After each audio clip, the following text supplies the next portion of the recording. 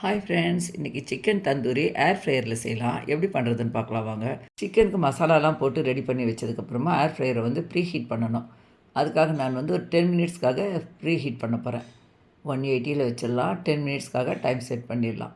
Chicken வாங்கும்போதே தந்தூரிக்குன்னு சொல்லணும்னா leg piece அந்த மாதிரி பீஸ் லைட்டாக கோடு போட்டு கொடுப்பாங்க. நல்லா வாஷ் பண்ணிட்டு தண்ணி இல்லாமல் அதில் மிளகாத்தூள், உப்பு, கொஞ்சம் பெப்பர், சால்ட், அதுக்கப்புறமா கசூரி மேத்தி, கரம் மசாலா பவுடர், கொஞ்சம் சமையல் எண்ணெய், அப்புறம் தயிரும் சேர்த்து நல்லா அரை மணி நேரம் ஊற வைக்கணும். Air fryer 10 minutes preheat ஆகிடுச்சு. இப்போ வந்து அது சுடுங்க, அதனால் பார்த்து எடுக்கணும். எடுத்துகிட்டு நம்ம ரெடி பண்ணி வச்சுருக்க சிக்கன் பீஸ்லாம் அரேஞ்ச் பண்ணிவிட்டு வச்சிடலாம். இப்போ வந்து 5 மினிட்ஸ்க்கு நம்ம டைம் செட் பண்ணிக்கலாம். 180 வச்சோம்னா போதும். இப்போ வந்து 5 மினிட்ஸ் முடிஞ்சதுக்கப்புறம் பார்த்திங்கன்னா ஒரு பக்கம் நல்லாவே செவந்து வந்துடுங்க. அதுக்கப்புறமா நம்ம இன்னொரு பக்கமும் திருப்பி வைக்கணும். சிக்கன் கையில் தொட்டுடாதீங்க, நல்லா சுடும். இடுக்கி ஏதாவது வச்சு திருப்பி விடுங்க. திருப்பி வச்சுட்டு இப்போ 4 மினிட்ஸ்க்காக டைம் செட் பண்ணுறேன். டைம் செட் பண்ணிவிட்டு உள்ளே வச்சிடுறேங்க.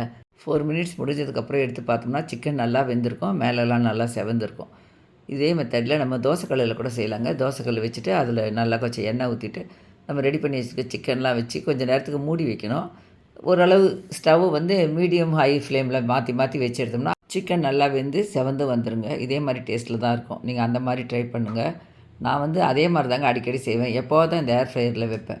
இப்போ சிக்கன் பாருங்கள் நல்லா வெந்து தந்தூரி நமக்கு ரெஸ்டாரண்ட்லலாம் சாப்பிட்ற மாதிரி அதே கலரில் வந்திருக்கு பாருங்கள். டேஸ்ட்டும் வேறு லெவலில் இருந்ததுங்க. இந்த மெத்தடில் நீங்களும் ஒரு முறை ட்ரை பண்ணி பார்த்துட்டு எப்படி இருக்குன்னு சொல்லிட்டு கமெண்ட் பண்ணுங்கள்.